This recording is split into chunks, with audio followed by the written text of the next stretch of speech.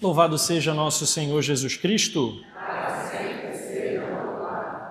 Queridos irmãos e irmãs, mais uma vez sejam todos bem-vindos para celebrarmos juntos esse grande mistério da misericórdia e do amor de Deus, que é o sacerdócio. E hoje eu celebro, junto com mais 5 irmãos, 10 anos de vida sacerdotal. Quero agradecer também mais uma vez a presença dos sacerdotes aqui, que certamente a presença deles é um alicerce para que a palavra de Deus hoje, além de passar pela minha vida, também precisa, através da minha voz e da palavra da igreja, alcançar também tantos corações. Eu queria, em primeiro lugar, dizer que a vocação ao sacerdócio não é um direito. O próprio Código estabelece isso para nós. Não é um direito que nós temos de ser... Temos direito de escolher, isso ok. Mas nós não temos direito de exigir da igreja ou do próprio Deus que sejamos sacerdotes. Quando nós caminhamos a nossa vida, nós fazemos escolhas. E graças a Deus, desde muito novo, eu sempre fui muito objetivo naquilo que eu queria. Sempre fui muito decidido, sem medo de escolher e ao mesmo tempo voltar atrás ou me arrepender daquilo que eu tivesse escolhido. Então, desde muito cedo, eu escolhi ser padre, já conhecendo e sabendo das consequências que estariam alienadas a essa escolha, a vocação sacerdotal, o que para mim também não foi nenhuma dificuldade. Mas, quando nós entramos no seminário, quando o seminário nos acolhe, não obrigatoriamente, mas quando o seminário, por livre e espontânea vontade da igreja, é melhor dizer que é de Deus, né? De Deus, e acolhe a nós candidatos ao seminário, né, ao sacerdócio, nós passamos longos anos de estudos, não só disso, porque isso de fato é uma obrigação, mas nós passamos também longos anos nos conhecendo. E esse é inclusive um dos grandes pilares que a igreja sempre orienta sobre a formação dos sacerdotes, conhecer a nós mesmos, sermos honestos com a nossa própria humanidade.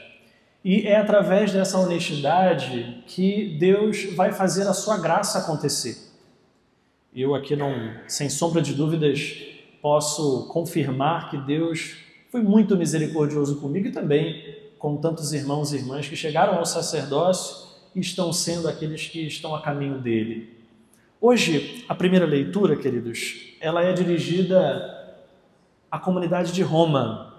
Uma comunidade um pouco desafiadora, um pouco ainda perturbada por tantas maneiras de viver uma vida, com tantas interferências, sejam morais, religiosas, de costumes.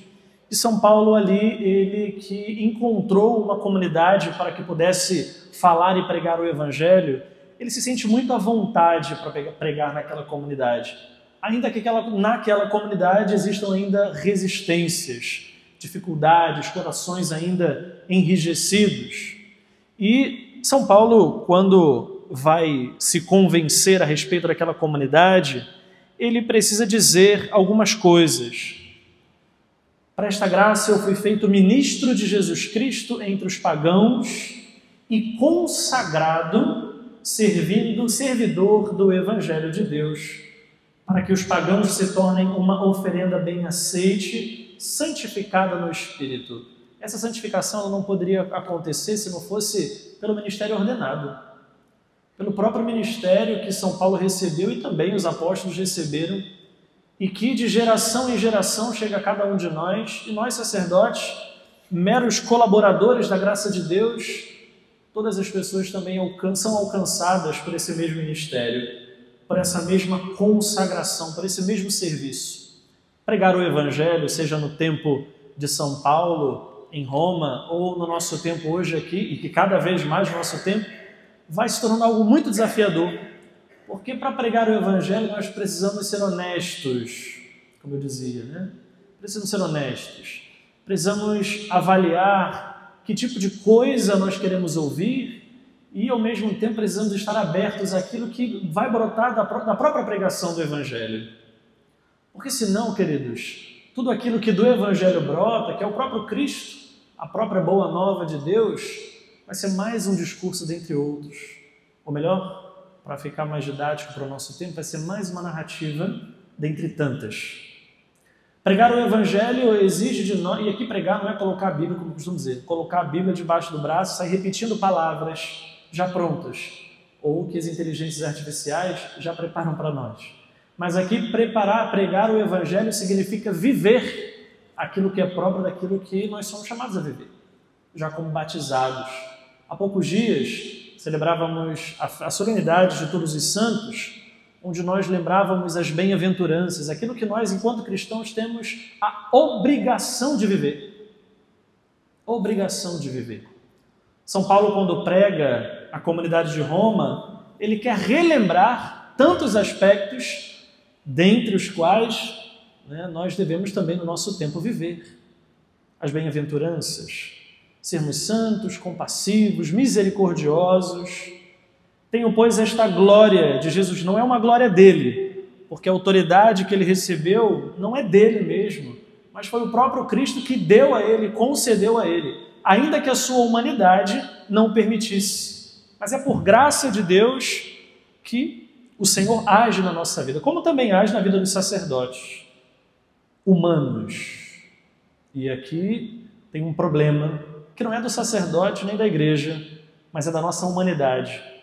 Nós pensamos, e aqui não é só para o sacerdote, mas nós pensamos que aquelas pessoas constituídas, seja ela qual for a dignidade, sacerdotal, política, enfim, nós pensamos que são super-heróis, embora sejam chamados a ser de fato. Mas somos humanos. Talvez a gente tenha vivido a nossa vida inteira esperando receber grandes poderes sobrenaturais e isso tenha nos frustrado muito. Mas quando nós encaramos a nossa humanidade como ela é de fato, a gente percebe o quanto ela precisa de Deus e o quanto Deus toca nessa humanidade para que essa mesma humanidade seja ressignificada, transformada. E aqui a transformação é uma mudança mesmo. E o próprio sacramento da ordem faz isso. Muda a nossa vida, muda ontologicamente aquilo que somos e faz com que a gente perceba que pelo sacramento da ordem configurados a Cristo sacerdote, nós também devemos pregar. Independente do medo, porque às vezes, não aqui, mas em outras realidades da igreja, espalhada pelo mundo, pregar o Evangelho é muito desafiador, pode custar a vida. Pode custar a vida. E assim como São Paulo, inspirados por esse desejo, por essa glória que recebemos de Jesus, e a glória não é nossa, mas é a glória do ministério que recebemos. Não ouso falar senão daquilo que Cristo realizou por meu intermédio para trazer aos pagãos a obediência da fé pela palavra e pela ação, por sinais e prodígios, no poder do Espírito Santo. Ensinar o povo a obedecer é um grande desafio, principalmente numa sociedade onde cada vez mais não enxerga o que significa autoridade. E aqui não é autoritarismo, são coisas distintas. Autoridade. Quem é que é a autoridade? No mundo, onde muitas pessoas que talvez não saibam nem ler, tenham autoridade, principalmente tendo um perfil em redes sociais, todas essas pessoas vão se tornar autoridades. Ainda que não saibam falar, ainda que não saibam nem conjugar um verbo, mas serão grandes autoridades. Isso é um grande desgaste para o nosso tempo. Desgaste porque a gente vai percebendo que essas autoridades vão criando narrativas. E essas narrativas vão fazendo com que o povo, na sua curtida ou no seu compartilhamento, cada vez mais se alienem em si mesmos e não são capazes de se abrir ao outro. A gente está num tempo onde todos são autoridades, aliás, pseudo-autoridades. Pensam que são autoridades só na sua cabeça, mas na verdade, de fato, não são. A verdadeira autoridade é aquela que faz viver aquilo que foi chamado a pregar e a viver, a ser no nosso tempo.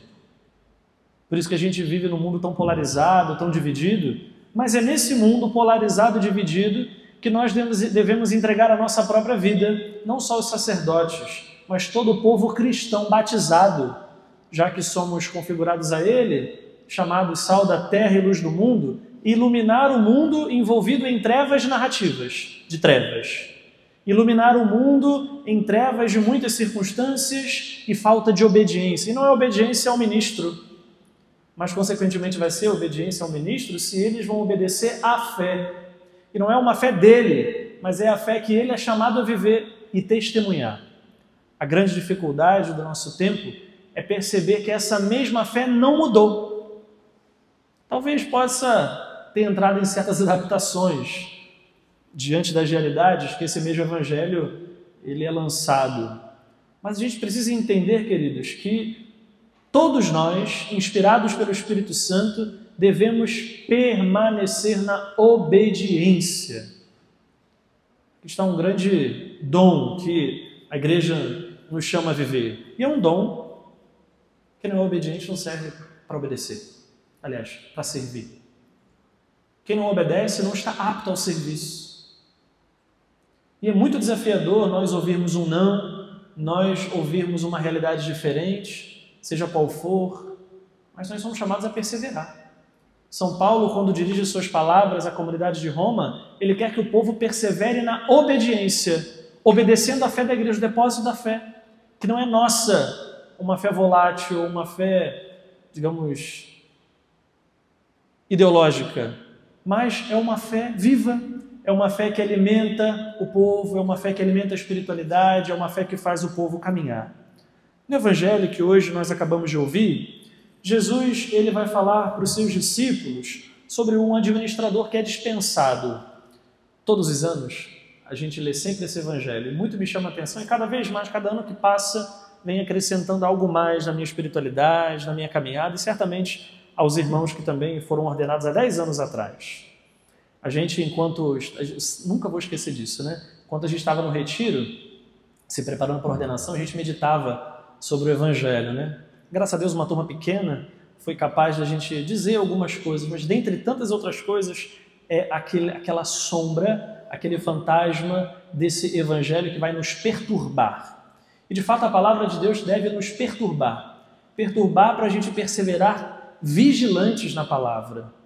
E Jesus falava a seus discípulos que um homem rico tinha um administrador que foi acusado de esbanjar os seus bens. Aqui o Evangelho não fala quais eram as dificuldades desse administrador. O grande problema é que, às vezes, nós recebemos de Deus um grande dom e não valorizamos ele. Esse administrador recebeu uma autoridade de Deus, a autoridade de cuidar daquilo que era dele. Olha, confio muito em você, vai lá e confia, vai lá e faz, vai lá e realiza. Ele então o chamou e falou: o que você está fazendo das coisas que eu te dei? Presta conta da tua administração que você não está dando certo. Eu confiei em você, confiei nas tuas capacidades. Você que era muito sagaz, você que era muito vivo, você que era muito inteligente. Já deu.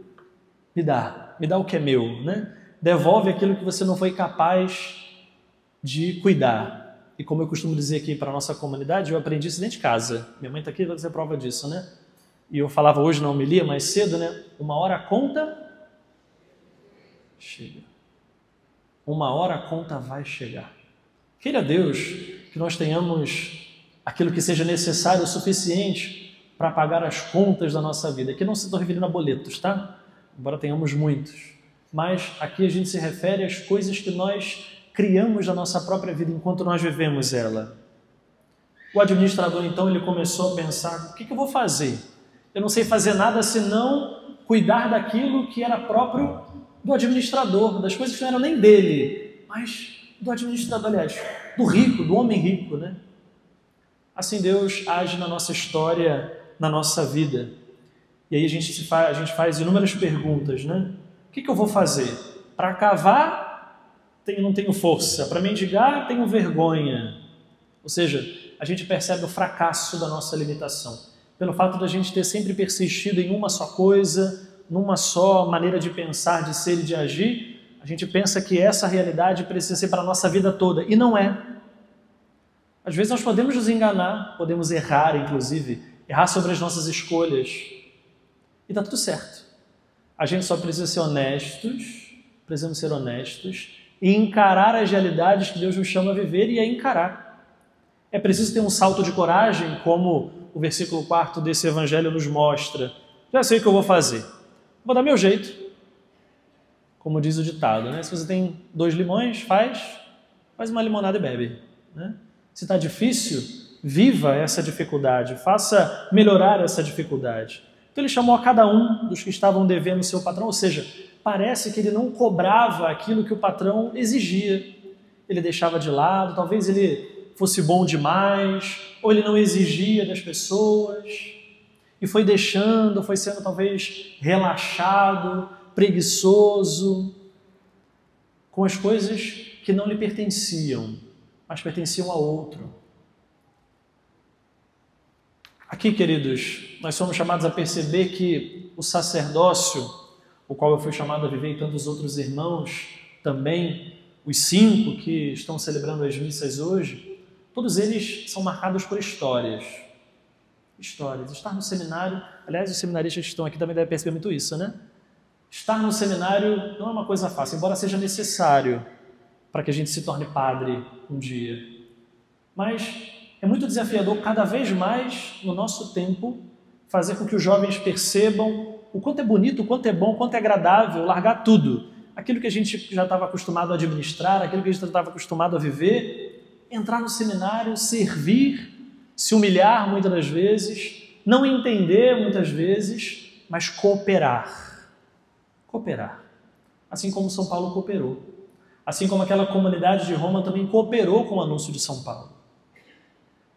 Jesus dizia: os filhos deste mundo são mais espertos em seus negócios do que os filhos da luz. De fato, às vezes nós que estamos inseridos em realidades tão mundanas, tão seculares, a gente pensa com muita agilidade, com muita esperteza para as coisas do mundo, para aquilo que seja material, para aquilo que nos vai dar retorno, mas para as coisas de Deus a gente não pensa, a gente não se organiza. Não que isso não devesse acontecer, mas a gente também precisa ter uma esperteza, uma inteligência, uma administração, uma organização para que as coisas de Deus também aconteçam no meio de nós. Hoje, queridos, devemos lembrar que o sacerdote ou os sacerdotes, embora sejam humanos, eles recebem uma graça sobrenatural, que não é obrigação de Deus dar, mas é por misericórdia.